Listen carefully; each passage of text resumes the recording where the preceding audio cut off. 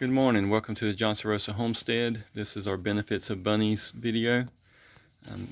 Available on YouTube. Check out our YouTube channel on John Rosa Homestead. If you haven't subscribed, we encourage you to do so that you can receive the notifications of new videos as we add them.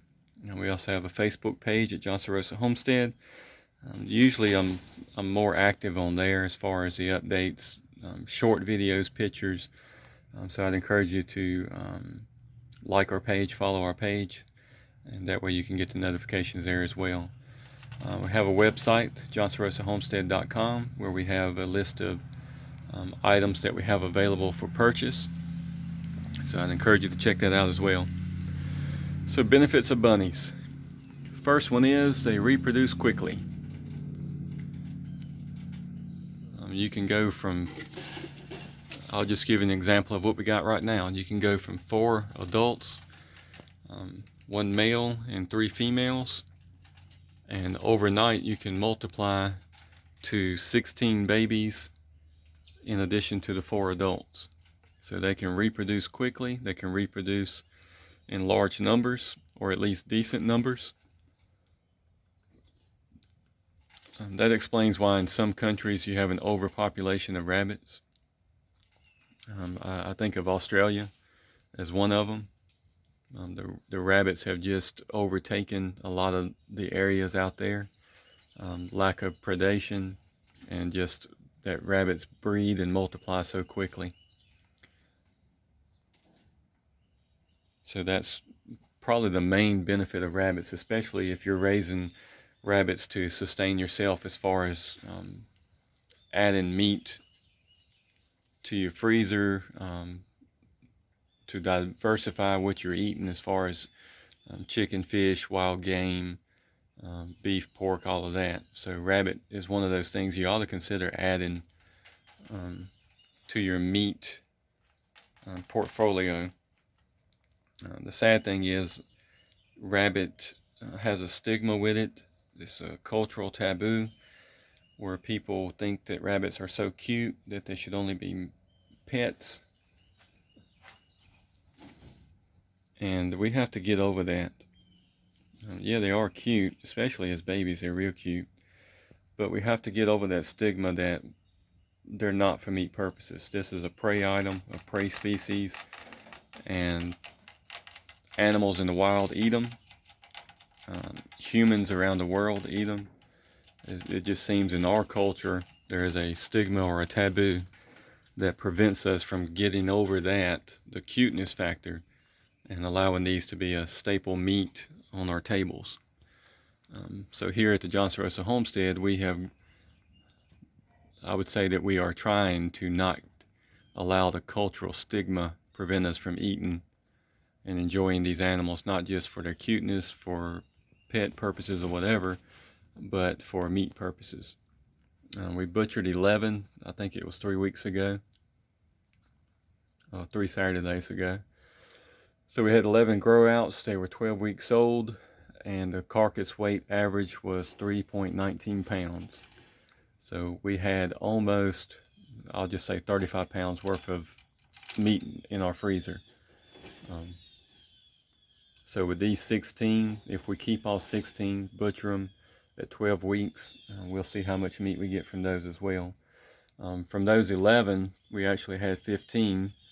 We sold 4 as pets. So we are not opposed to having a rabbit as pets. So we do make that available, make that known that if somebody wants to have some rabbits as pets, they're welcome to, and we offer those for sale. For breeding purposes, if somebody wants to start their own meat production, then they can. We'll make that available too. But whatever's left over, if these grow faster than the last batch, we may, or the last litters, we may butcher them at 10 weeks. But 12 weeks is our cutoff, because especially if we're going to get the weights that we did with the last ones. In other words, if I can get at least 3 pounds from each carcass after it's butchered and all of that, then I'm happy with that at 12 weeks. We feed ours a lot of grass. I go out into our field and hand pull it, and then bring it in at least twice a day, morning and evening, for them to eat. And it's big handfuls. They've already eaten it this morning. Probably when I get done doing this video, I'll go get them some more since I'm home for today. And as you can see, they've got their bellies full, so now they're trying to nap. And they're actually napping on their mom. You can see them. One of them's in the food tray. Got a few in the nest box. And same with these. They're in the food tray eating the pellets. And then you got those babies in the nest box. You got one baby up there looking like it's going to skydive onto the mama. And mama's not paying attention. She's busy cleaning herself. These two moms, the first time they were great. This time they're great. So I'm thrilled with how they are as moms and the numbers that we're getting as far as babies. This one,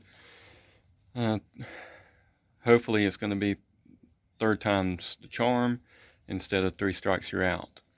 So the first time she was bred, she did not get pregnant. It was a successful breeding as far as we could tell. The other 2 females both got pregnant. Second time, this past time, she got pregnant, had babies, neglected them. Babies started dying. So I pulled the nest box, divided the babies, gave them to these 2 moms. They took them in, raised them. Now you can't tell whose babies are who. So we're going to try again with her. Hopefully she does good this time with the next breeding, but we'll just have to see.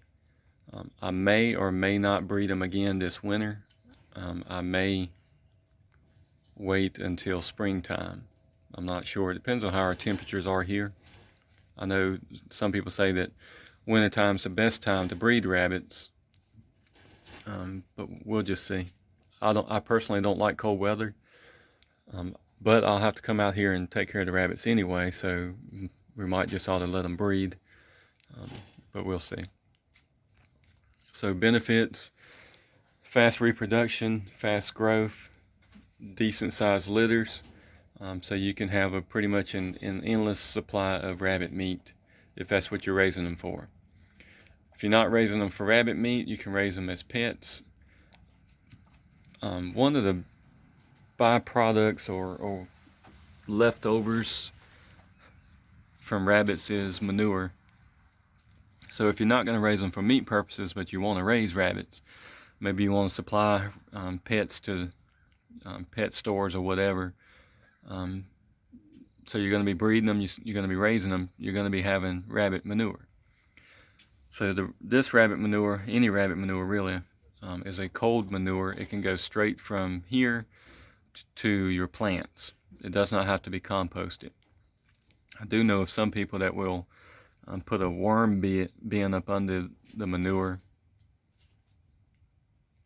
and the worms will eat the manure, not composted but digested, and then they'll use the worm casings as fertilizer, or they can sell the worms as bait for fishing and so forth. So the main thing is taking the manure and using the manure too. Don't just throw it away. What we're planning on doing is scooping up the manure and bagging it up to make it available to gardeners for a reasonable price. And what that's going to do is help us recoup some of our money from the feed and supplies that we have to get for the rabbits. Overall, rabbits are pretty cheap as far as raising them. Just get some decent caging. You can make your own, or purchase a cage. I got these from Tractor Supply. They're okay. I'm starting to notice that the coating, it's got a plastic coating over it, or rubber coating, some kind of coating, is starting to come off, and I may have to get some more wire that specifically galvanized in a certain way so that it doesn't rust and fall apart as quickly as this is. I just got these, got the rabbits in May, I think, so I got these cages in probably July, maybe even a little bit later than that. So, and they're already starting to rust. So I may end up replacing these with a better quality. These were affordable at the time, but I may need to just go ahead and invest in a better quality wire, heavier gauge, galvanized a certain way so that it'll hold up better. And then maybe use these as grow out pins or something. So they take up very little space. Starting a rabbit breeding farm, whatever you want to call it, homestead up is not very expensive. It depends on what kind of rabbits you get. These rabbits, I think they were 30 a piece when I got them, so I bought all 4 of them from the guy, and I bought he had some Cajun, I bought it too, and some other stuff, so I didn't think they were expensive at all. They're not pedigreed or anything like that. They're just the typical New Zealand white meat rabbits that most meat producers, this is what they raise. They raise other ones too, but this is one of the standards that you would see. So I'm just trying to get some video of the babies. I mean, these are 3 weeks old and they're already eating rabbit feed and grass and drinking water. They're still nursing on their moms, but just growing so fast.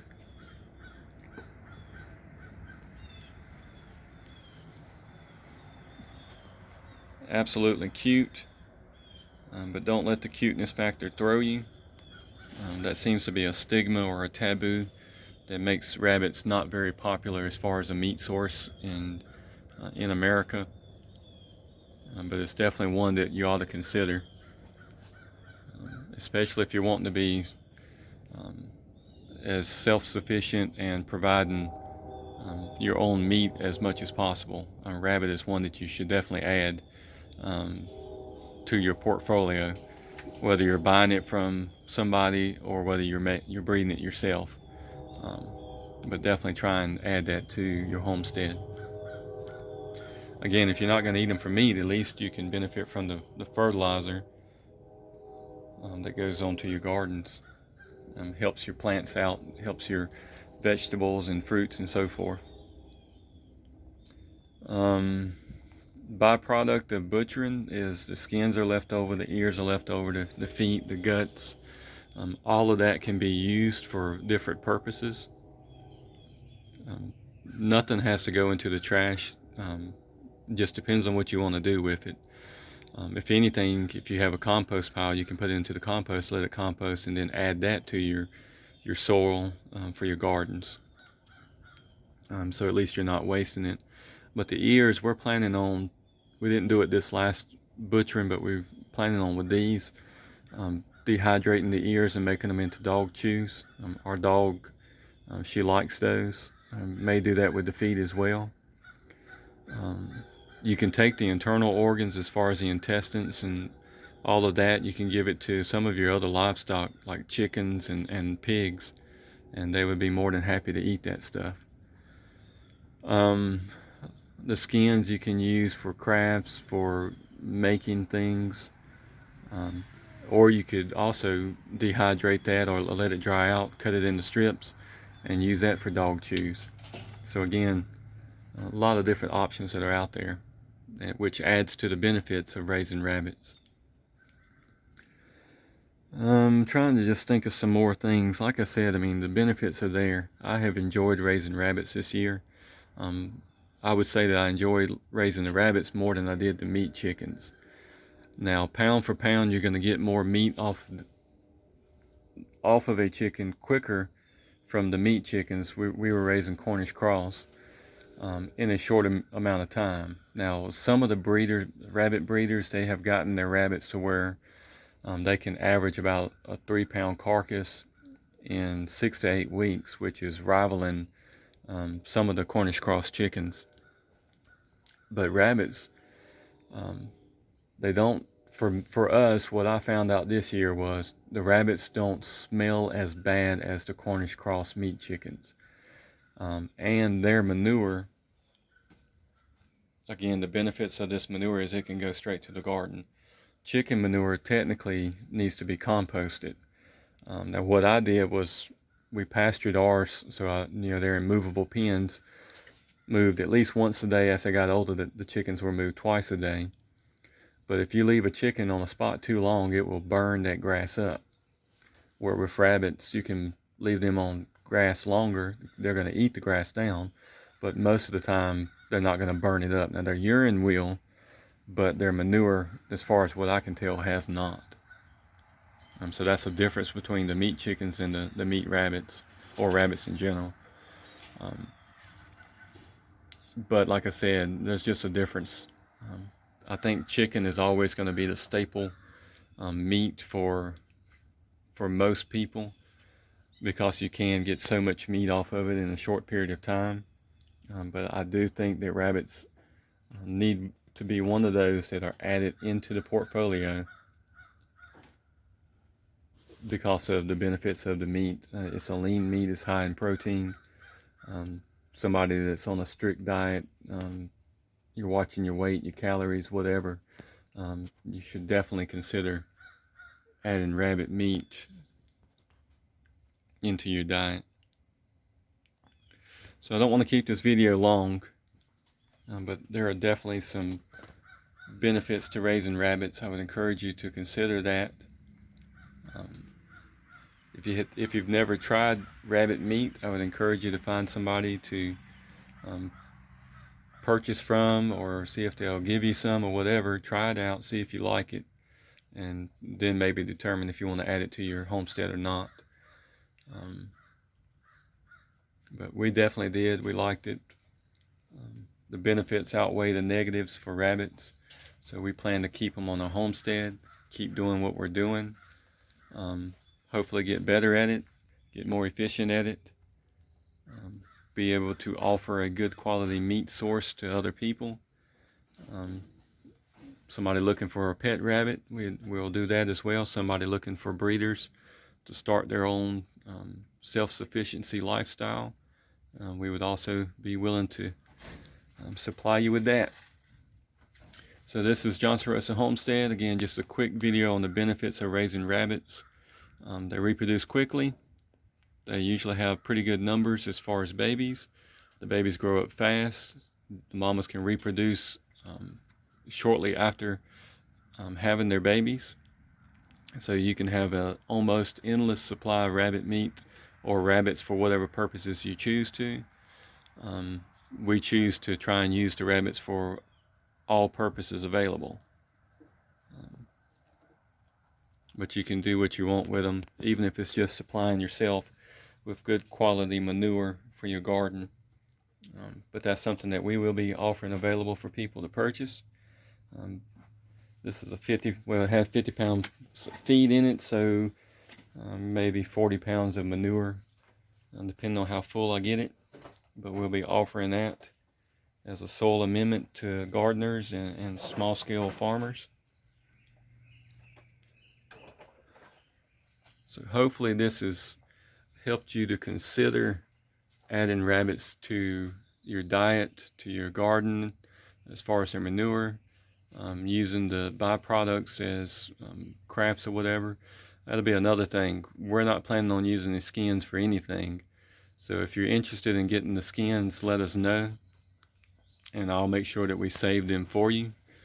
And then you can do whatever you want with them. The other things we'll probably use, as far as the ears, the feet. Not sure about the intestines or anything. But yeah, if you want us to save some of the things from the butchering process, let us know. And first come, first serve. So whoever would like it, shoot us a message, and we'll see what we can do. But that's benefits of raising bunnies. This is a Johnson Rosa Homestead. Hope you'll subscribe to our YouTube channel, follow us on Facebook, let us know if there's anything that we can do as far as being a supplier of the meat. And in the springtime we'll have eggs. We'll have both quail eggs and chicken eggs. Hopefully in the spring we'll have quail meat, chicken feet, chicken necks, hearts, livers, possibly gizzards. And we do have rabbit for our purposes. Just let us know what you're looking for. Okay, enjoy your Saturday. Hopefully it's a day of rest for you, or to get some things done around your house. For me, I'm probably just going to be lounging around and taking a break. So y'all have a blessed and great remainder of your Saturday, and continue to check us out and keep in touch with us.